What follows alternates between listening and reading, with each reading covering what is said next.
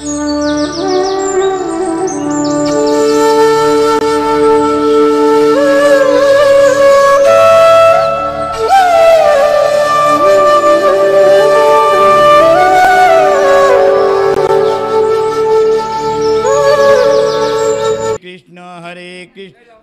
कृष्ण हरे हरे हरे राम राम राम हरे हरे हरे कृष्ण कृष्ण कृष्ण हरे हरे हरे राम राम राम हरे हरे हरे कृष्ण कृष्ण कृष्ण हरे हरे हरे राम राम राम हरे हरे हरे कृष्ण कृष्ण कृष्ण हरे हरे पुंडलिकावर देवहर विठ्ठल श्री ज्ञानदेव तुकाराम पंढरीनाथ भगवान की जय माऊली ज्ञानेश्वर महाराज की जय जगद्गुरु संत महाराज की जय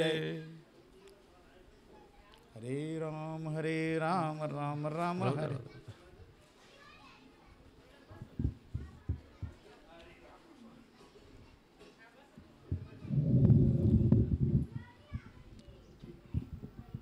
तद्विद्धि प्रणिपातेन परिप्रश्नेन सेवया उपदेक्ष्यन्ति ते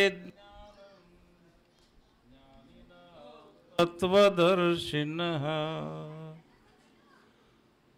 ते ज्ञानपैगा बरवे जरी मनी आथी आणावे तरी संताया भजावे सर्वस्वेसी जे ज्ञानाचा कुरुठा तेत सेवा हा दारवंटा तो स्वाधीन करी सुभटा ओळगोनी तरी तनु मनोजीवे चरणासी लागावे आणि अगर्वता करावे दास्य सकळ मग अपेक्षित जे आपुले तेही सांगती पुसिले जेणे अंतःकरण बोधले संकल्पानये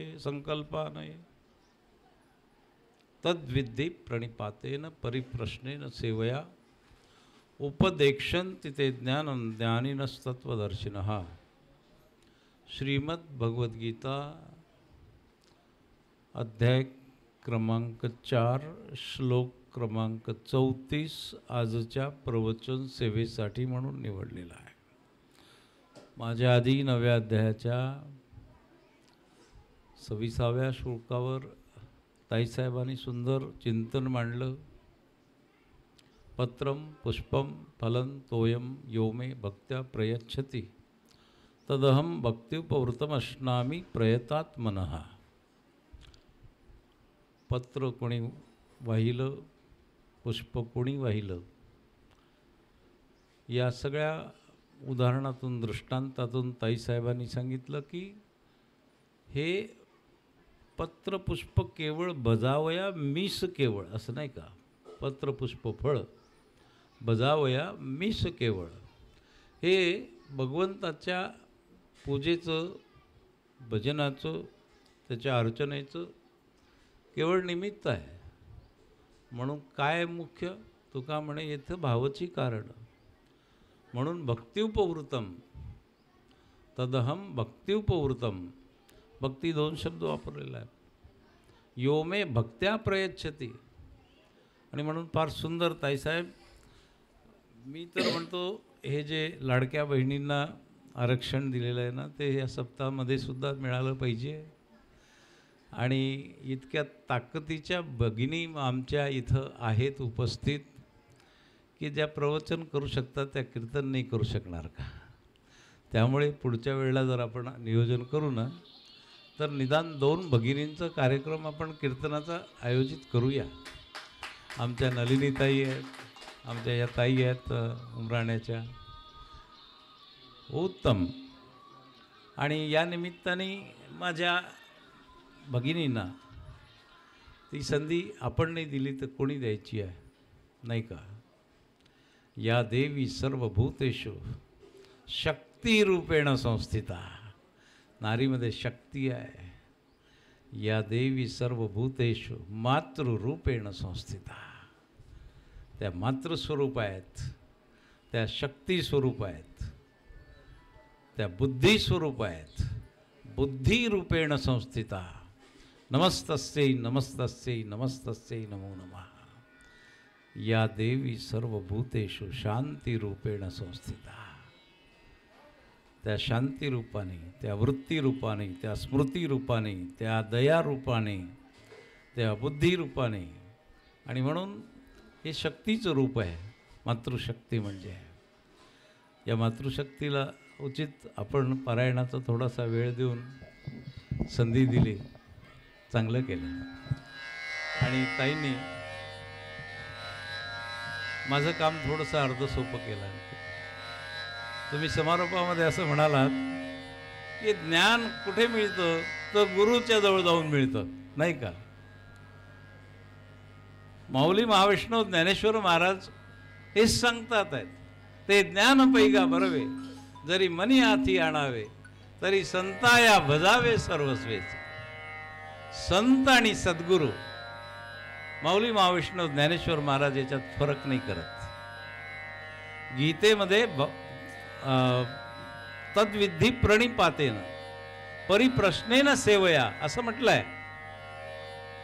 कोण उपदेक्षन्ति ते ज्ञानम ज्ञानिनस्तत्वदर्शिनः. ते ज्ञान पैगा बरवे. बरवे हा शब्द जो आहे ना, तर वारकरी साहित्यामध्ये जिथे जिथे येतो तिथे तिथे त्याचा अर्थ खूप उत्कृष्ट, सर्वश्रेष्ठ असा घ्यायचा. आपल्या दैनंदिन भाषेमध्ये आपण बरं किंवा बरव असा शब्द जेव्हा वापरतो तेव्हा त्याचा अर्थ ठीकठाक, बरं आहे असा, म्हणजे सामान्य, थोडंसं समाधानकारक, काही फारसं वाईट नाही, अशा अर्थाने आपण घेतो.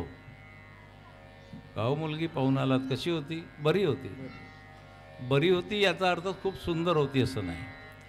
पण वारकरी साहित्यामध्ये बरवा हा शब्द सर्वश्रेष्ठ, सर्वात सुंदर, म्हणून विठ्ठल बरवा, बरवा ओ हरी, बरवा ओ हरी, गोविंद गोपाल गुण गरुवा ओ हरी. तो बरवा आहे म्हणजे सर्वश्रेष्ठ आहे ते ज्ञान. त्यामुळे तद्विद्धी असा जर प्रारंभ होत असेल श्लोकाचा, तद म्हणजे ते, ते म्हणजे काय? कारण त्याला तुम्ही भेटलं पाहिजे, चांगला माणूस आहे तो, असं जर आम्ही म्हणालो, तुमच्या मनात प्रश्न विचारतो, तो म्हणजे कोण? कुणाला भेटलं पाहिजे? नाही, एकदा तुम्ही त्यांना भेटाच, एकदा त्यांच्याशी बोलाच. कोणाशी? प्रश्न उरतो की नाही? आणि म्हणून हा श्लोक समजून घ्यायच्या आधी आपल्याला थोडंसं मागे जावं लागेल. 33व्या श्लोकात चर्चा चाललेली आहे त्याच्या संदर्भात. म्हणजे आमचे श्रीकांत महाराज आरोळे म्हणाले पारायण करावं, सत्कर भोईर महाराज आणि त्यांच्या ग्रुपने. त्यांचा नादच नाही करायचा महाराज, त्यांचे शब्द आहेत बरं का, त्यांचा नादच नाही करायचा. त्यांचा नाद नाही करायचा म्हणजे कोणाचा? त्याच्या आधी बोललं गेलं आहे भोईर महाराज, विठ्ठल बाबाजी बोललं गेलं आहे आधी, आणि म्हणून त्यांच्याबद्दल तो हा सर्वनामिक शब्द वापरला. याला सार्वनामिक विशेषण म्हणतात. मी मराठीचा शिक्षक होतो. हा, ही, हे असं जेव्हा आपण वापरतो त्यावेळेला हा म्हणजे जवळपासचा, तुमच्यासमोर उपस्थित असलेला, आणि तो, ती, ते असा जेव्हा आपण शब्द वापरू त्यावेळेला तो तुमच्यापासून दूर असतो. तुम्ही त्याच्या अपरोक्ष बोलतायत असा त्याचा अर्थ होतो. दोन्ही सर्वनामच आहेत, दोन्ही दर्शक सर्वनाम आहेत. दोघांनी दाखवलं, हाने जवळची वस्तू दाखवली, तोने दूरची वस्तू दाखवली, निर्देश केला. म्हणून तद विद, विद म्हणजे जाणणं, विद म्हणजे जाणून घे. विद पासून वेद असा शब्द तयार झाला आहे. जे जाणले गेले त्याला वेद म्हणतात. वेद लिहिले नाही गेले. वेद ऋषी मुनींनी जाणले म्हणून त्यांना वेदद्रष्टे असं म्हणतो आपण, आणि वेदांना अपौरुषेय असं म्हणतो. कोणी पुरुषाच्या हातून लेखणीतून ते उतरलेल्या नाही आहेत तिथल्या मंत्र किंवा ऋचा, म्हणून ते अपौरुषेय आहेत. ते जाणले गेलेले आहेत. जाणले, विद म्हणजे जाणणे, ते जाणण्याचा संदर्भ आहे. बघा, एक एक शब्द महत्त्वाचा आहे. तर ते जाण म्हणजे काय जाण, म्हणून थोडंसं मागे जाऊन आपल्याला पाहावं लागेल. काही यज्ञांच्या बद्दल भगवंत बोलतायत अर्जुनाशी. द्रव्य यज्ञास, तपो यज्ञास, योग यज्ञास, तथा परे स्वाध्याय ज्ञान यज्ञाश्च यतयस संशितव व्रतः अपाने जुवती प्राणम प्राणापाने तथा परे. आता हे सगळे यज्ञ सांगितलेले आहेत. 11 प्रकारचे यज्ञ आधी सांगितले गेले आहेत. आणि या सगळ्या यज्ञांचं वर्णन झाल्यानंतर भगवंत या 4थ्या अध्यायाच्या 33व्या श्लोकात असं सांगतात, श्रेयान द्रव्यमयाद यज्ञास ज्ञानयज्ञ परंतप सर्व कर्माखिलम पार्थ ज्ञाने परिसमाप्यते. सर्व कर्माखिलम पार्थ ज्ञाने परिसमाप्यते. मी तुला सगळे यज्ञ सांगितले, पण त्या यज्ञापेक्षा श्रेयान, सर्वात चांगला, श्रेष्ठ, कल्याणकारक, महत्त्वाचा यज्ञ कोणता आहे? श्रेयान द्रव्यमयाद यज्ञात. हे यज्ञ जर द्रव्यमय असतील तर ज्ञान यज्ञ हा श्रेष्ठ यज्ञ समज. बोललं गेलं. आता भैर महाराजांच्या बद्दल बोललं गेलं म्हणून म्हटलं मग त्यांचा काही नाद नाही करायचा बुवा या बाबतीत, असं म्हटलं त्यांनी. पहिल्यांदा बोललं गेलं, परिचय सांगितला काय? ज्ञानाचा. ज्ञान यज्ञ श्रेष्ठ आहे बरं का अर्जुना.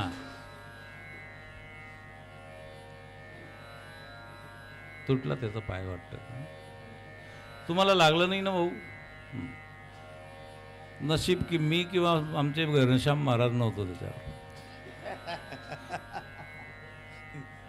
कारण तरळ माणूस होता, सांभाळून घेतलं. तरळ माणूस होता, सांभाळून घेतलं. आमच्यासारख्यांना सांभाळता आलं नसतं. शशीभाऊ होते तसे सांभाळायला शेजारी. असो. सर्व कर्माखिलम पार्थ ज्ञाने परिसमाप्यते. हे सगळे यज्ञ जे आहेत ते द्रव्यमय यज्ञ आहेत. आणि द्रव्यमय यज्ञांचं सर्वांचं समापन सांगता ज्ञानयज्ञामध्ये होते अर्जुना. म्हणून मी म्हणतो की ज्ञानयज्ञ श्रेष्ठ आहे. म्हणून ज्ञान श्रेष्ठ असेल तर ते जाण, असा हा संदर्भ आहे. ज्ञान श्रेष्ठ आहे. ज्ञान श्रेष्ठ आहे तर मग त्या ज्ञानाचा पत्ता कुठे आहे? कुठे मिळेल ज्ञान? ते सद्गुरूंच्याकडे मिळेल, ते संतांच्या जवळ मिळेल. आणि म्हणून ते जरा लांब असतं ना, म्हणून त्याच्याबद्दल ते जवळ असतं ना, ते हे जे आहे ना, मग हे पण ज्ञान असू शकतं का? हा, असतं ना. हे जवळ असणारं ज्ञान हे आहे. आता महाराजांनी सांगितलं की हो ते भारतज्ञानी महात्मे आहेत वगैरे वगैरे. हे ज्ञान जे आहे ना, हे ज्ञान कामाचं नाही आहे. हे ज्ञान जे आहे ना, हे माझी सुटका नाही करणार. हे ज्ञान माझा उद्धार नाही करणार. ते ज्ञान उद्धार करेल. बरं, ज्ञान ते श्रेष्ठ ज्ञान. हे ज्ञान कोणतं? मी शाळेत शिकलो, मी डिग्री मिळवली, मी नोकरी मिळवली, मला त्या नोकरीच्या बळावर पैसा मिळाला, भाकरी मिळाली, अजून काही इच्छा अपुरी राहिली, मग मी तत्त्वज्ञान विषयामध्ये पुन्हा डिग्री मिळवली. मग हां, महाराजांनी डिग्री मिळवली बा, परीक्षा दिली बरं का या वयात. मी जे मिळवलं ना ते पुस्तकातलं ज्ञान मिळवलं. पुस्तकी ज्ञान माझा उद्धार करणार नाही. पुस्तकी ज्ञान मला फार झालं तर प्रतिष्ठा प्रदान करेल. हो, 2-2 डिग्र्या आहेत महाराजांजवळ MAच्या. हो, कॉलेजला प्रोफेसर होत. प्रतिष्ठा. माझी कॉलर ताट झाली. या ज्ञानाने मला अहंकार आला. त्या ज्ञानाने अहंकार गळून पडला असतो, नाही का? उलट आहे ते. या ज्ञानाने मला भाकरी दिली, ते ज्ञान मला पोट नाही भरणार. या ज्ञानाने माझा उद्धार नाही केला, ते ज्ञान मला पैल तीरावर नेणारं ज्ञान आहे. आणि म्हणून त्यासाठी थोडासा प्रवास करावा लागतो. हे जे आहे ना, हे जवळपास असतं. जागा सोडून जायची जरूर नाही, आपल्या आजूबाजूला असतं ते, नाही का. पण त्याच्यासाठी मात्र थोडासा परिश्रम घ्यावा लागेल. घरून निघावं लागेल, नर्मदा किनारी यावं लागेल, 300, 400, 600 किलोमीटर प्रवास करून, नाही का. आवश्यकता आहे, जागा सोडावी लागणार. हे मला अवतीभोवती मिळतं. म्हणून मी ज्या गावाला राहतो ना, धरणगावला, तिथे एक कवी होऊन गेले, बालकवी त्र्यंबक बापूजी ठोंबरे म्हणून. त्यांच्या कविता आपल्याला अभ्यासाला होत्या. श्रावण मास होतं पहा, श्रावण मासी हर्ष बघा, पाठ आहे तुमच्या. सरसर शिरवे, व्हेरी गुड. काय स्मरण शक्ती आहे तुमची. अहो, लहानपणी होती ही कविता आपल्याला, नाही का अशोक दादा? हां, 4-5व्या वर्गातली कविता अजून पाठ आहे आपली. हां, त्या कवीबद्दल सांगतोय मी. ते धरणगावला होते, तिथे जन्म झाला त्यांचा. औदुंबर नावाची कविता आहे त्यांची. एक दुसरी कविता आहे जी फारशी प्रसिद्ध नाही आहे, पण ती आध्यात्मिक आहे. आणि मी आपला जो प्रवचनाचा विषय आहे ना, त्याच्याशी संदर्भात आहे म्हणून सांगतोय. ते ज्ञानाबद्दल व्याकुळ होत आहेत. त्या ज्ञानाबद्दल त्यांनी गीता वाचली असेल, ते बरवे ज्ञान कोणतं हे माहिती असेल त्यांना, आणि ते प्राप्त होत नसेल म्हणून ते या ज्ञानामध्ये अडकलेले आहेत. आणि म्हणून ते काय म्हणतात, हे ज्ञान मला तर अज्ञाना परिभासे, मी सोडविता ते उलटे बांधी फासे, जीव ओढतो वरवर जाया चैतन्या पाठी, हाय सुटेना दृढ देहाची परी बसली गाठी, दिव्यानंदी म्हणून उमाळा दुःखाचा दाटे, सत्य ही जो आनंद कल्पनामय केवळ वाटे. हा कवी म्हणतो, हे ज्ञान मला तर अज्ञाना परिभासे. हे ज्ञान ते ज्ञान म्हणूच नका. आपल्या भाषेची अडचण आहे की पुस्तकी ज्ञानाला काय म्हणायचं, अज्ञान तर म्हणता येत नाही. त्या कवीने सरळ सरळ अज्ञानच म्हटलंय ना. म्हणून आपल्या भाषेतल्या काही शब्दांची मर्यादा आहे, म्हणून आपण यालाही ज्ञान म्हणतो. आणि हे ज्ञान शिकलेल्या महात्म्याला सुद्धा ज्ञानी महात्मा म्हणतो. कवी म्हणतो, हे ज्ञान मला तर अज्ञानापरी, हे अज्ञान आहे. मी MA झालो मराठी विषयामध्ये, नंतर सांगितलं मी तत्वज्ञान विषयामध्ये MA झालो पुन्हा. बरोबर, मान्य आहे. म्हणजे काय झालं, एका विषयात ज्ञानी झालो, दुसऱ्या विषयात मी अज्ञानी झालो. माझ्या प्रिन्सिपॉलने सांगितलं की ते जरा गणिताचे सर रजेवर आहेत, त्यांचा तास घेऊन टाका बरं. मी काय सांगेल, मी हात जोडतो बाबा, मला गणित मला येत नव्हतं म्हणून तर मी मराठीकडे गेलो. मी अज्ञानी आहे गणिताच्या बाबतीत, आहे की नाही. म्हणजे मी गणित शिकवू शकणार नाही माझ्या शाळेमध्ये, मी इंग्रजी शिकवू शकणार नाही, मी भूगोल शिकवू शकणार नाही, मी इतिहास शिकवू शकणार नाही, मी नागरिकशास्त्र शिकवू शकणार नाही, मी भौतिकशास्त्र शिकवू शकणार नाही, मी रसायनशास्त्र शिकवू शकणार नाही. अरे मग मी तर अज्ञानीच आहे ना. एका विषयात ज्ञानी, आणि बरं त्याही विषयात ज्ञानी म्हणजे काय, मी नेहमी एक उदाहरण सांगत असतो. एका विषयात ज्ञानी म्हणजे काय, तो एका विषयात जास्तीत जास्त अज्ञानी बाकीच्या विषयात. नाक कान घशाचे एकत्रित डॉक्टर राहायचे पूर्वी. ज्याला नाकाचं कळतं, घशाचंही कळतं आणि कानाचंही कळतं. आता वेगवेगळे झाले. नाकाच्या डॉक्टरकडे जा, तो म्हणेल मला नाकाचं कळतं, तुमचा कान दुखतोय ना, मग कानाच्या डॉक्टरकडे जा. असं का? मग कानाच्या डॉक्टरकडे गेलो. आता तिथे ते श्रवण यंत्र मी आणलं नाही दादा, मागच्या वेळेला आलो तो वाघापूरला.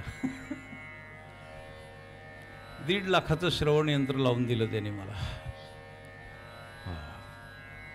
आणि तो म्हणाला हे स्वस्त आहे. त्या गरिबांचा डॉक्टर होता, चांगला डॉक्टर होता, सरोदे म्हणून जळगावला. त्यांना ऐकायला येत नव्हतं म्हणून त्यांनी प्रॅक्टिस बंद केली. नको बा आपल्याकडनं होत नाही. म्हणून मग काय करायचं, मग त्यांनी लोक काही स्वस्त बसू देत नव्हते. घरी यायचे, इलाज करा म्हणायचे, यांना ऐकायला यायचे नाही. मग स्वतःच्या कानाची तपासणी केली तज्ज्ञ डॉक्टरांकडून, ते स्वतःच डॉक्टर आहेत. मग त्यांनी त्यांना श्रवणयंत्र दिलं आणि त्यांचं श्रवणयंत्र 7.5 लाखाचं होतं. स्वस्त. कानाचं यंत्र 7.5 लाखाचं. मी 1.5 लाख सांगितले, तुम्हाला जास्त वाटलं नाही का? म्हणजे एक अवयव आपला 7.5 लाखाचा. डोळ्याच्या चष्मांचे 1 लाखोच किमती आहेत नाही का? मग त्या डॉक्टरकडे गेले, म्हणाले सर तुम्ही आता कानाचे स्पेशल डॉक्टर आहात, आता माझ्या कानाचा इलाज करा. ते म्हणाले ठीक आहे, कोणत्या कानामध्ये तुमची जास्ती ठणक वाटते? ते म्हणाले मी डाव्या कानामध्ये जास्त ठणक आहे. मग ते म्हणाले सॉरी, डाव्या कानाचे स्पेशालिस्ट बाजूला राहतात, मी उजव्या कानाचा आहे. कानाचेच आहेत. मग कानाचे ज्ञानी झाले की कानाचे अज्ञानी झाले? इतके सर्दी झाली, डाव्या नागपुडीतनं जास्त ब्लॉक होत आहे, नाही नाही मी उजव्या नागपुडीचा आहे, असं का? काय गंमत आहे? हे ज्ञान मला तर अज्ञाना परिभाषे. हे ज्ञान नाहीच आहे, म्हणून याला ज्ञान म्हणूच नका, अज्ञान आहे ते. म्हणून कवी म्हणतो मी सोडविता ते उलटे बांधी पासे. जीवाला जर चैतन्याच्या पाठी जायचं असेल तर देहाच्या गाठी, तुका म्हणे उकलल्या गाठी, काय ते दिली मिठी पायासी, किंवा बंधनापासून उकलल्या गाठी, देता आली मिठी सावकाश. या ज्या गाठी आहेत ना बंधनाच्या, देह बंधन नाही का, मान्यतेचं बंधन, विचारांचं बंधन, विविध प्रकारची बंधनं सांगितलेली आहेत शास्त्रामध्ये. हे अज्ञान त्या बंधनाच्या गाठी पक्क्या करून टाकतं, दृढ करून टाकतं, आणि म्हणून त्या सुटत नाहीत. मग या गाठी सोडण्यासाठी ते ज्ञान. मग त्या ज्ञानाबद्दल आता थोडासा संदर्भ 23-33व्या श्लोकात येऊन गेला. ते बरवे ज्ञान आहे नाही का? त्या ज्ञानामध्ये सगळ्या प्रकारचे यज्ञ, या ज्ञानयज्ञामध्ये समापन होतो, त्यांचं सांगता होते. मग तू ते ज्ञानच जाणून घेणं, तद विद, ते जाणणं. आणि म्हणजे ज्ञानचा मूळ धातूच विद आहे. विद म्हणजे जाणणे. आम्ही माहिती करून घेत असतो. आम्ही शाळेमध्ये शिकवायचो ना, तर जनरल नॉलेजचा एक पेपर राहायचा माऊली, जनरल नॉलेज, सामान्य ज्ञान. मग सामान्य ज्ञानची स्पर्धा आम्ही घ्यायचो. तर कशी घ्यायचो? कोणत्या देशामध्ये कोणतं पीक मुख्यत्वे करून पिकतं, कोणतं खातं कोणत्या मंत्र्याकडे आहे नाही का, अमुक अमुक कारखाना कुठे आहे, भाकरा नांगल धरण कोणत्या ठिकाणी राज्यात आहे, भारताचे पंतप्रधान, तिसरे पंतप्रधान कोण होऊन गेले, असे प्रश्न राहायचे. याला ज्ञानाचे प्रश्न नाही म्हणायचे, आणि त्याला आम्ही सामान्य ज्ञान म्हणतो. बरं, ते सगळे पाठ करून पुस्तकांमधून पोरं लिहून आणतात, पाठ करून घेतात, आणि ते फक्त बहुपर्यायी प्रश्न असतात, टिक मार्क करतात, ए बरोबर, बी बरोबर किंवा सी बरोबर असं, आणि त्यांना आम्ही पैकीच्या पैकी मार्क देतो. आणि सामान्य ज्ञान 100 पैकी 100 मार्क, वा वा, हा जनरल नॉलेजमध्ये पहिला आला. हां, ती जनरल इन्फॉर्मेशन आहे, सामान्य माहिती आहे ती, त्याला ज्ञान नाही म्हणायचं. का म्हणालो? माहिती ही बाहेरून मिळवता येते, ज्ञान आतून यावं लागतं. माहिती बाहेरून येते, ज्ञान आतून येतं. ते कुठून येईल, कसं येईल, त्याचा पत्ता सांगतायत वेद, जाण. कुठे जा? संतांकडे जावं लागेल, सद्गुरूंच्याकडे जावं लागेल. इथे माऊली जिथे जिथे ज्ञानेश्वरीमध्ये संत शब्द वापरतात ना, ते आपल्या गुरूंना उद्देशून वापरतात. ते सद्गुरू निवृत्तीनाथांना उद्देशून वापरतायत संत शब्द. किंवा त्या संतांना भजावे सर्वस्वेसी. मग कसं करायचं त्याचे 3 पायऱ्या सांगितल्या. तद्विद, पहिली पायरी प्रणिपातेन, दुसरी पायरी सेवया आणि तिसरी परिप्रश्नेनं. तिथे क्रम थोडासा आपण बदलून घेतला. आता श्लोकामध्ये परिप्रश्नेनं दुसऱ्यांदा आहे. तद्विद्धी प्रणिपातेन परिप्रश्नेनं सेवया. 3 पायऱ्यांनी जावं लागेल. पहिली पायरी आहे प्रणिपातेनं. सद्गुरूंना जाऊन प्रणिपात करा, त्यांना नमन करा, त्यांना वंदन करा. दंडवत दंडापरी मागे उरी न उरावी. आमचे घनश्याम महाराज म्हणाले, आम्ही नमस्कार कसा करतो बघायचं का तुम्हाला? आणि मग ते असे पूर्ण दंडासारखे आडवे झाले. असा दंडवत करतात म्हणाले. सद्गुरूंच्या चरणावर तुम्ही दंडवत केला, सद्गुरूंना मोठेपणा दिला, असं होतो का त्याचा अर्थ? तुमच्या आणि माझ्या नमस्काराची सद्गुरूंना आणि संतांना भूक आहे, त्याच्यासाठी आसुसलेले आहेत ते? बिलकुल नाही.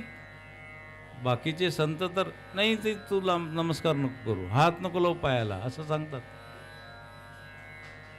मग ते त्यांच्या मोठेपणासाठी नाही आहे. प्रणिपात केल्याने तुमच्या अहंकाराचं विसर्जन होतं. माझ्यातला अहंकार पहिल्यांदा बाजूला घेतला. सकाळी विषय चालला होता, बाबाजी बोलले मी ब्लॉक करून टाकतील, तो मीलाच ब्लॉक करण्याचा प्रकार आहे हा. आपण इथे होतो मैयाच्या तीरावर. बाबा म्हणाले हा मी ब्लॉक करतो. मी नाही ब्लॉक करता येते. महाराज म्हणाले, सूर्यवंशी महाराज, अरे मीला कसं ब्लॉक करणार हो म्हणाले तुम्ही. तो मीला ब्लॉक करण्याचा विधी आहे तो प्रणिपात, नाही का? राजा होता, प्रश्न मांडायचा, उत्तर नाही दिलं की कैदेत टाकायचं. रिकीब में पाव ब्रह्म बताव, असा एक प्रश्न टाकला एके दिवशी. रिकीब में पाव ब्रह्म बताव. रिकीब म्हणजे काय? ते घोड्यावर आपण मान ठोकण्यासाठी जे खोगीर असतं ना, खोगीरला पाय ठेवण्याची जी जागा असते ना, त्याला रिकीब म्हणतात. मला घाई आहे, मी मान ठोकायच्या आधी मला ब्रह्म दाखवा, असा त्याचा अर्थ होतो. म्हणजे रिकीब में पाव म्हणजे ताबडतोब मला लगेच ब्रह्म. तुम्ही एवढी चर्चा करतायत, एवढे ग्रंथ वाचतायत, एवढे ब्रह्मसभा होत आहेत म्हणतात, एवढी ब्रह्मचर्चा चालली आहे शास्त्रांमध्ये, पुराणांमध्ये, सभांमध्ये, कथांमध्ये, कीर्तनांमध्ये. ब्रह्म्याची जर एवढी चर्चा तुम्ही करत असाल, शास्त्रीय लोक आहेत तुम्ही, सगळे पंडित आहात तुम्ही, आणि साधेसुधे पंडित नाही तर दरबारी पंडित आहेत, सरकारी पंडित आहेत. आता सरकारी पंडित विद्वान असतीलच याची काही गॅरंटी नसते. मग तुम्ही मला थोडंसं ब्रह्म दाखवू शकत नाही का? याला ब्रह्म म्हणतात घ्या, म्हणून मला दाखवा, असा प्रश्न टाकला. रिकीब में पाव ब्रह्म बताव. सभा शांत झाली. बा कोणी बोले ना. आता पुढचा परिणाम त्यांना माहिती होता काय व्हायचं ते. आता हे एवढे सगळे सन्माननीय माणसं होते, दरबारी पंडित होते, शास्त्री होते, त्यांना लगेचच्या लगेच कैदेत कसं काय टाकायचं? उत्तर आलं नाही म्हणून त्यांना मुदत दिली. ठीक आहे, तुमच्या पोत्या धुंडाळा वगैरे, पण पुस्तकातलं मला काही सांगायचं नाही. मला सरळ ब्रह्म दाखवायला जाणायचं तुम्ही. आणि येता येत दाखवायला आणता येत नसेल तर मग पुढचा विचार करा तुम्ही काय करायचं ते, असं सांगितलं.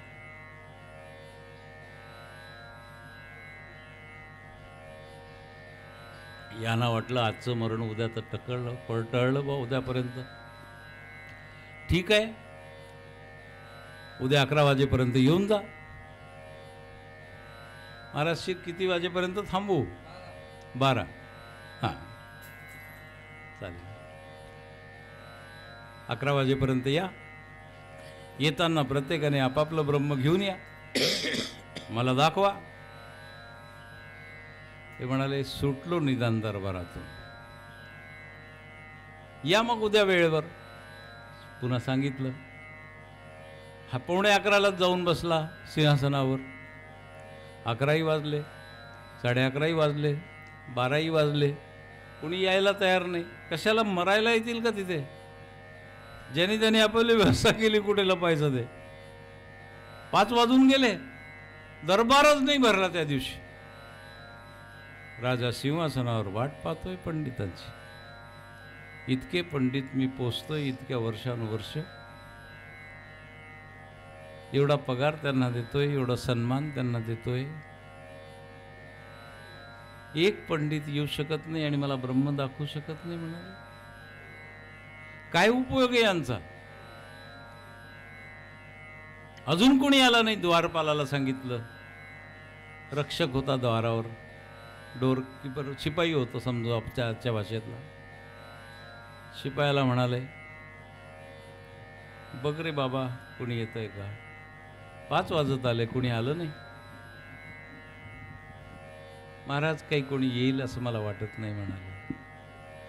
येणारे असते तर ते 11ला येऊ शकत असते, 12पर्यंत येऊ शकत होते. ज्या अर्थी 5 वाजत आले, आता काही कोणी येणार नाही म्हणाले. मग मला कोणी ब्रह्म दाखवणार नाही? हा शिपाई म्हणाला, मी दाखवलं तर चालेल का म्हणाले तुम्हाला. राजाला हसायला आलं. एवढे पंडित शास्त्री घरी राहून गेले आणि तू शिपाई नुसता इथे दंड धरून उभा राहतो आणि तू मला ब्रह्म दाखवशील? म्हणाले, आता तुम्ही आशा सोडलीच आहे ब्रह्म पाहण्याची. मग जर मी दाखवत असेल तर तुम्हाला परवानगी द्यायला काय हरकत आहे? बघा, तुम्हाला ब्रह्म पाहायचंय ना, मी दाखवतो ना. राजाने विचार केला, आता पंडित तर काही दाखवू शकत नाही.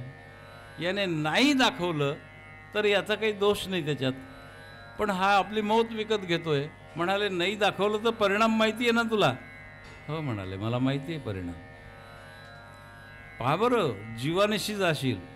म्हणाले, मला परिणाम माहिती आहे, तरी मी सांगतोय, मी जर ब्रह्म दाखवलं तर तुम्हाला हरकत आहे का? म्हणाले, दाखव. मग हा शिपाई आला सिंहासनाजवळ. आतापर्यंत हुजूर, महाराज वगैरे असं म्हणत होता.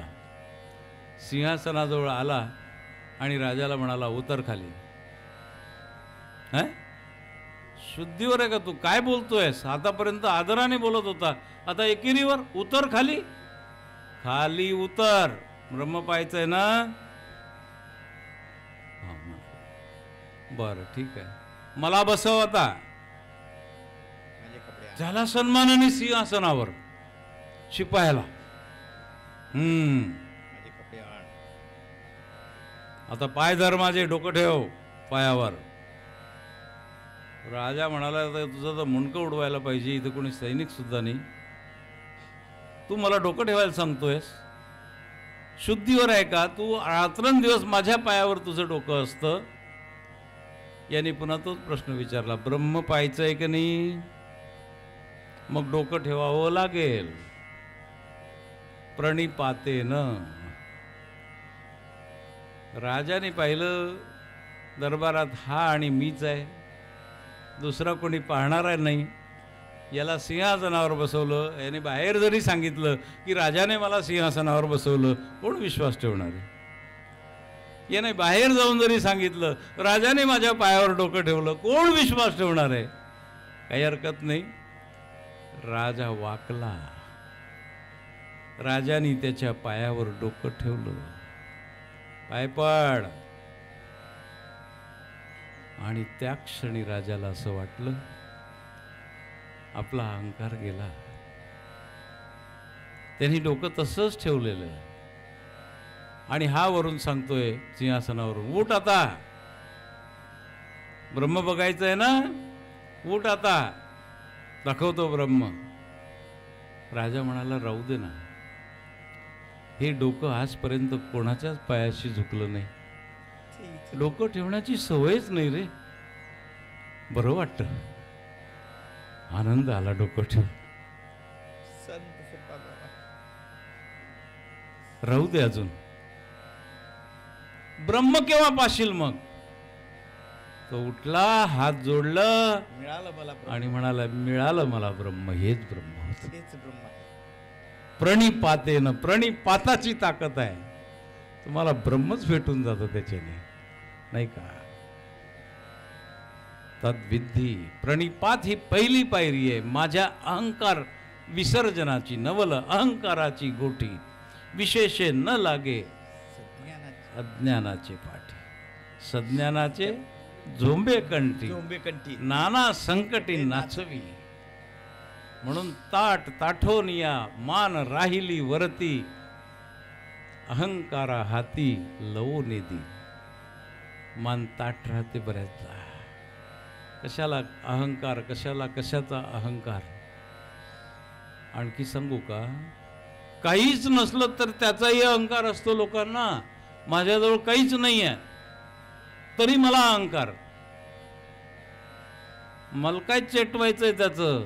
माझ्याजवळ काही नाही पण माझ्या घरी ताठ आहे मी. वारे वा, तुझ्या घरी काहीच नाही तरी तुझ्या घरी ताठ आहे. तू काही नसल्याचा सुद्धा अहंकार असतो, काही असल्याचा तर असतोच असतो. हा अहंकार विसर्जित करा पहिल्यांदा सद्गुरूच्या चरणावर, आणि मग त्याला शरण जा. सांडीजे मग आपुलीच वस्तू. बरोबर बाब, आपणची आपली स्वस्ती कीजे आपणची. हा विचारून अहंकार सांडीजे. सोपं नाही येते हे, सोपं नाही येते, नाही का. जगत जेता सिकंदर एकदा चालला होता स्वारी करायला भारतावर. एक फकीर दिसला. साधूचा वेश जरी दिसला ना तर लोक आदर करतात महाराज, नाही का. महाराजांचे कपडे जरी घातले ना, जय हरी महाराज असं आदर देतात आपल्याला. हा सम्राट होता. हा साधू आपल्या कुटियाच्या बाहेर, हिवाळ्याचे दिवस होते, ऊन खात बसलेला होता.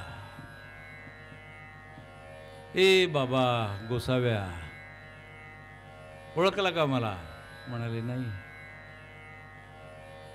ओळखलं नाही. सिकंदर आहे मी, जगत जेता. बोल काय पाहिजे तुला, काय देऊ तुला, सांग, प्रसन्न आहे. म्हणाले तू काय देशील मला, काय देशील मला. म्हणाले तू सांगशील ते देईन. असं का. मग जरा सरकून उभा राहा माझ्यापासून. तू जरा ते माझ्या अंगावर येणारं ऊन अडवलेलं आहे. मी सकाळचं ऊन खात बसलेलो इथे, तू माझ्यावर सावली धरलेली आहे, जरा सरक बाजूला. सम्राटाला सरक बाजूला म्हणण्याची ताकद साधू जवळ असते. याला इंटरेस्ट वाटला. म्हणाले येताना भेटीन, आता जरा घाईत आहे. दुर्दैवाने सिकंदरची ती शेवटची लढाई ठरली आणि तो मेला. हतो वा प्राप्स्यसि स्वर्गम जित्वा वा भोक्षसे महिम. त्याला स्वर्ग मिळाला. लढता लढता मेलेला होता, स्वर्गात जायला लागला. कर्मधर्म संयोगाने साधूची ही देहांत, साधूने देह त्याच वेळेला सोडला होता आणि साधूच्या साधनेमुळे त्यालाही स्वर्ग मिळालेला होता. आणि वैतरणीच्या पलीकडे स्वर्गाच्या वाटेवर दोघांची भेट झाली.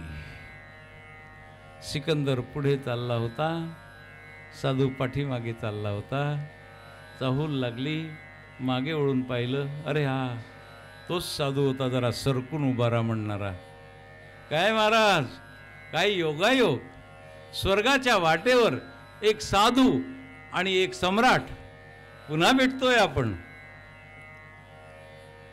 साधू म्हणाला, थांब जरा शब्द दुरुस्त कर.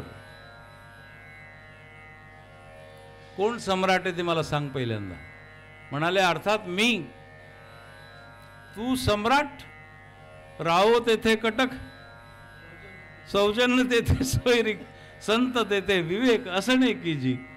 तू जर सम्राट असशील तर तुझं सैन्य कुठे आहे, तुझं रथ कुठे आहे, तुझे हत्ती कुठे आहे, तुझा लवाजमा कुठे आहे. तू सम्राट नाहीये इथे, तू फकीर आहे. आणि सम्राट मी आहे, कारण जे सोडायचं होतं ते मी आधी तिथे सोडलं, म्हणून इथे मी सम्राट आहे. तुझ्याकडनं हिसकावलं गेलं, तुला सोडावं लागलं जबरदस्तीने, म्हणून तू फकीर, इथे तू आहे. दुरुस्त कर जरा भाषा. म्हणाले, प्रणिपातेन फकीरी पाहिजे, अहंकार समर्पित झाला पाहिजे. मग पुढे परिप्रश्नेन सेवया अशा 2 पायऱ्या सांगितल्या आहेत. त्याच्यातल्या सेवया पायरीचा पहिल्यांदा विचार करू, नंतर परिप्रश्नेचा विचार करू. क्रमाने केला तरी काही फरक पडत नाही, पण प्रश्न विचारायचा म्हणजे डायरेक्ट नाही विचारायचा. पहिल्यांदा सेवेने संतांना, सद्गुरूंना प्रसन्न करून घ्यावं लागतं. म्हणून सेवया आधी, प्रश्न नंतर. सेवा करायची, आणि ती सेवा माऊली काय सांगतायत, तनु मनु जीवे चरणासी लागावे, अगर्वता करावे. अगर्वता, हो, सेवेचाही गर्व होतो ना लोकांना. माहित नाही, बाबांचा मी मुख्य सेवेकरी आहे, बाबांचं आसन घालण्याचं काम माझ्याचकडे असतं. म्हणजे मी मुख्य सेवेकरी आहे सेवेकरीच. पूर्वी महाराज आपल्या काळामध्ये सरकारी नोकराला गव्हर्नमेंट सर्वंट म्हणायचे, नाही का. हो, गुजरात गव्हर्नमेंटचा सर्वंट, गव्हर्नमेंट सर्वंट है. सरकारी नोकर, नोकरच ना रे बाबा, नोकरच ना. पण गव्हर्नमेंट म्हटल्याबरोबर गव्हर्नमेंट सर्वंट आहे, तू खाजगी कंपनीत आहे असं.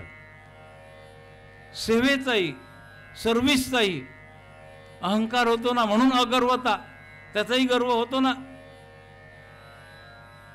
म्हणून सेवा ही व्यापार म्हणून होऊ नये. काय म्हणालो मी, सेवा ही व्यापार म्हणून होऊ नये. व्यापार म्हणजे कीर्तनाचे नटनाचे, नाशिले व्यवसाय प्रायश्चित्ताचे, जे नावची नाही पापाचे ऐसे केले.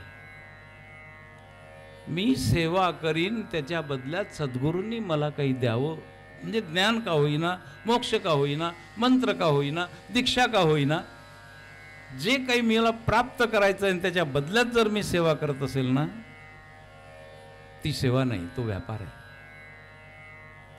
ते मला अंगीकार करतील नाही तर नाही करतील, मी फक्त सेवा करेल. सेवा हा दारवंटा, दारातनं आत येण्यासाठी तो दारवंट आहे, प्रवेश आहे तो. सेवेच्या माध्यमातून सद्गुरूंच्या जवळ प्रवेश केलाय तुम्ही. याचा अर्थ असा नाही होत की सेवेमुळे तुम्ही हक्कदार बनले की नाही नाही पाहिजेच. सेवा ही निष्काम झाली पाहिजे, सेवा ही निरुद्देश झाली पाहिजे, आणि असं सहसा होत नाही. परिक्रमावासी आहे, अत्यंत ही साधना भूमी आहे, ही तपोभूमी आहे.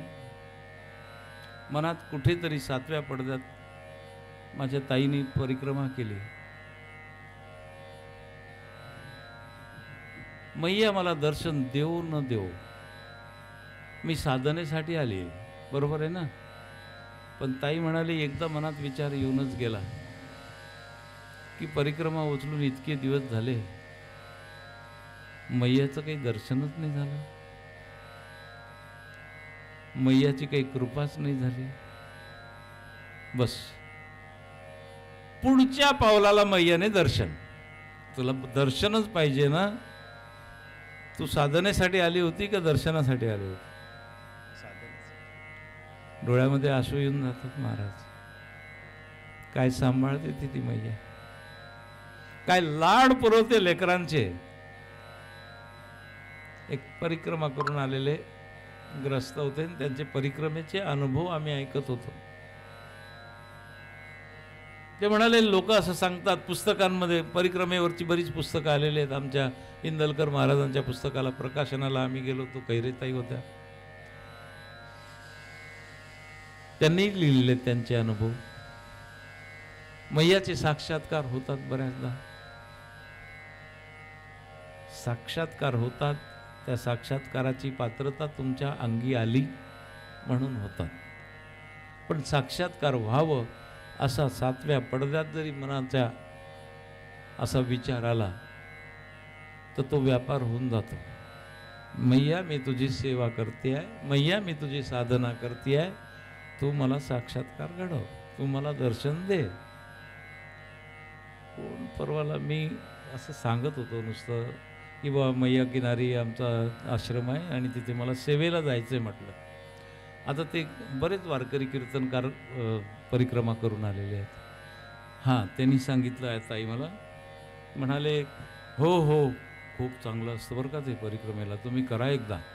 म्हटलं हो करायचं तर आहे मनात, मैया करून घेईल तेव्हा. आणि मग त्यांनी सांगितलं, आणि त्यांनी नुसतं असं नाही सांगितलं, तुम्हाला माहिती आहे का, मला मैयाने दर्शन दिलं आहे म्हणाले प्रत्यक्ष. हां, चौधरी म्हणून ग्रस्त होते, दोंडाईच्यापर्यंत माझ्याबरोबर प्रवास करत होते. ते म्हणाले आम्ही परिक्रमा केली, काय खडतर परिक्रमा होती ती, 25 वर्षापूर्वी परिक्रमा केली त्यांनी. हां, आता किती आश्रम, आता किती सेवा होते परिक्रमावासियांच्या वगैरे वगैरे सांगू लागला. आणि आम्ही किती त्रास सहन केला वगैरे वगैरे. आणि मग एके ठिकाणी असा बसलो आणि मैयाचा विचार आला, मैयाने दर्शन द्यायला पाहिजे. एक मुलगी आली चालत चालत, माझ्याजवळ आली, माझ्याकडे पाहून हसली, 10 पावलं पुढे गेली, मुलगी नाही काहीच नाही. अरे बापरे, माझ्या जवळ आली, माझ्याशी हसली, पुढे गेली, गायब. माझ्या पाहता पाहता पाहता अशी दिसेनाशी झाली, झाडीमध्ये वगैरे काही नाही, मोकळ्या रस्त्यात गायब पोरगी. उठलो, तिच्या पावलांचे ठसे उमटलेले होते, त्या ठशांवरती अशी माती उचलली, तोंडात टाकली आणि सांगतो, सर 3 दिवस मला भूक नाही लागली म्हणाले. म्हटलं भाग्यवान आहात. हां, मला मी असे साक्षात्कार होतात, करायला पाहिजे. काय साक्षात्कारासाठी करायला पाहिजे का? मग तो व्यापार झाला. गुरुने काही मला द्यावं म्हणून करायला पाहिजे का सेवा? मग तो व्यापार झाला, ती परतफेड झाली. मी तुमची सेवा करतो, अजून काहीच नाही, अजून काहीच प्राप्त झालं नाही, नाही का? तपश्चर्येला एक महात्मा बसला, तरुणपणी बसला, म्हातारा होऊन गेला, काही दर्शन नाही देवाचं. आणि पलीकडे एका झाडावर, एक झाडाच्या खाली एक तरुण पोरगा आला आणि तोही नवीन तपस्येला बसला. नारदाची फेरी आली, म्हणाले बाबा बाबा इकडे या जरा, तुम्ही नेहमी जात येत असतात. अरे त्या देवाला विचारा ना. आयुष्य संपत आलं, तरुणपणी येऊन तपस्येला बसलो, म्हातारा होऊन गेलो, अजून नाही. देवाच्या घरी काही न्याय आहे की नाही? अजून नाही. इतकी साधना करतोय, अजून प्राप्ती नाही. विचारा ना देवाला, कधी मिळणार आहे? म्हणाले विचार. नारद पुन्हा त्या पोराकडे गेले, म्हणाले तुला काही सांगायचं आहे का? त्या बाबांनी निरोप दिलाय बा. म्हणाले मला काहीच सांगायचं नाही, मी आता येऊन तपस्येला बसलो, मला काही मागायचंही नाही आणि काही सांगायचंही नाही आहे. नाही म्हणाले सांगायचं असेल तर सांग, तुझाही निरोप पोचवतो. काही नाही आपला निरोप. काही दिवसांनी नारद पुन्हा आले. बाबाला सांगितलं, मुलालाही भेटला. बाबाला म्हणाला, तुझा निरोप पोचवला. तुझ्या झाडाखाली तपस्येला बसलाय ना, त्या झाडाला जितकी पानं आहेत तेवढे जन्म तुला आणखी घ्यावे लागतील, तेव्हा तुला मिळेल, तेव्हा तुला प्राप्ती होईल. त्याने वर पाहिलं, चिंचेच्या झाडाखाली बसलेला होता. या झाडाला इतकी पानं, इतके जन्म, काय देवाच्या घरी न्याय आहे. हातातली माळ सोडून दिली, उठला. काही खरं नाही म्हणाले. देर आहे पण किती देर, एवढे जन्म. त्या पोराकडे गेले. याची साधना संपली. त्या पोराकडे गेले. म्हणाले, तू तर काही निरोप दिलाच नव्हता, पण तुझ्या वतीने बाबाचाच प्रश्न विचारून घेतला. त्याला केव्हा भेटशील, याला केव्हा भेटशील. मग तुला तेच सांगितलं, तू ज्या झाडाखाली बसलाय त्या झाडाला जेवढी पानं आहेत तेवढे जन्म तुलाही आणखी घ्यावे लागतील. तो उठला आणि नाचायला लागला. एवढं मोठं रान, एवढं मोठं जंगल, इतकी झाडं, आणि ती सोडून दिली. हे एकच झाड, आणि याला एवढीच पानं, आणि तेवढेच जन्म. वा वा, काय देवाची दया आहे म्हणाले. तो नाचू लागला, तो गाऊ लागला, तो उड्या मारू लागला. गाये, नाचे, उडे, आपुलिया छंदे, मनाचे आनंदे, आवडीने. आणि असं म्हणतात, त्याच वेळेला तो ईश्वरामध्ये विलीन झाला. निरपेक्ष सेवा पाहिजे, निर्हेतुक सेवा पाहिजे, निष्काम सेवा पाहिजे. मग अपेक्षित जे आपुले, तेही सांगतील पुचले. मग त्यानंतर विचारायचं. कारण सेवेच्या नंतर विचारणाऱ्याचा, आपल्याला विचारण्याचा जो भाव असतो तो शुद्ध होऊन जातो. काय विचारावं. अर्जुन पहिल्यांदा, तू तर काय सांगतोय, आता सूर्यापासूनचा तुझा जन्म तर आत्ताचा. इमम विवस्वते योगम प्रोक्तवान हमवे विवस्वान मनवे प्राहु मनुरिक्षा. आणि तुझा तर जन्म आताचा आहे, आणि तू आता इतक्या जुन्या गोष्टी कसं काय सांगतोय देवा. देव म्हणतात, तुला माहीत नाही. बहुनी मे व्यतीता आणि जन्मानी तवच अर्जुन, तान्यहम वेद सर्वाणी नत्वम वेत्थ परंतप. तुम्ही आम्ही पुष्कळदा येऊन गेलो इथे. मैयाने आपल्याला आणखीन या जन्मात बोलवलं. काय सुंदर म्हणाल तुम्ही सकाळी. काहीतरी खैरे भाऊ बोलले, काहीतरी आपला ऋणानुबंध असेल कुठे कुठे. कुठली पुसदची मंडळी, कुठला सुरतचा माणूस, कुठला जळगावचा माणूस, कुठला धाराशिव साधू बाबा, परमानगिरी बाबा. ही माणसं आपल्याला कधी भेटणार होती. काही नातं असेल ना आपलं जुनं, कुठेतरी केव्हा तरी आम्ही भेटलो होतो. आणि मैयाने आपली पुन्हा इथे गाठ घालून दिली. हा त्याचा अर्थ आहे. म्हणून आपल्याला माहीत नसतं, आपल्याला कळत नसतं काय विचारावं. म्हणून बऱ्याचदा असे बालिश प्रश्न विचारले जातात. कसे विचारले जातात. का हो महाराज, तुम्हाला त्या श्रावण बाळाच्या वडिलांचं नाव माहिती आहे का. झालं बुवा, श्रावण बाळाची कथा माहिती असते, पण वडिलांचं नाव बरं सांगून टाकलं तर मग आईचं नाव काय करायचंय. त्याचं खानदान जाणून काय करून घ्यायचंय. त्याचं कर्म काय ते पहा ना. हे प्रश्न असे आहेत. याला बचकाना सवाल बोलते. बचकाना, बालिश मुलांसारखे प्रश्न आहेत. प्रश्न विचारता आले पाहिजेत. ते विचारता येतील, ते सेवेच्या नंतरच विचारता येतील की नेमके काय प्रश्न आहेत. हां, तेव्हा ज्ञान मिळेल. सेवा निष्काम, तेव्हा अधिकार प्राप्त होतो. प्रश्न विचारतही नाही आपण, गुरु उत्तर देऊन टाकतात. असं होतं ना. नाही तर लहान मुलांना कडेवर घेऊन गेलं की हे काय आहे, ते काय आहे, ते काय आहे विचारतो की नाही. ते नेहमी त्याला चौकच बुद्धी असते आणि घराच्या बाहेर निघालेला असतो पहिल्यांदाच, त्याने पाहिलेलं नसतं, त्याला काय म्हणतात, अरे बाबा ते डुक्कर आहे डुक्कर, असं का. आणि मग त्याच्यापेक्षा मोठा प्राणी दिसला, गाय आहे गाय, तो बैल आहे सांड आहे, दुसरं गाढव आहे गाढव, तो घोडा आहे. हां, मग त्या घोड्याला शिंग का बरं नाही, त्या गाईला होते, त्या बैलाला होते, घोड्याला शिंग का बरं नाही. तो पोरगा विचारतो आपल्याला.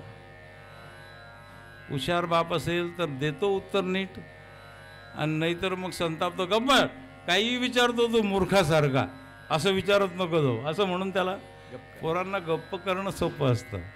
थोडं खिजवलं त्या, गप्पास तुला काही समजत नाही, असं होतं ना. प्रश्न विचारता आले पाहिजे.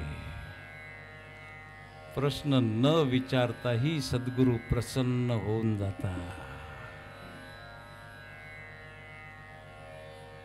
झालाय टाइम.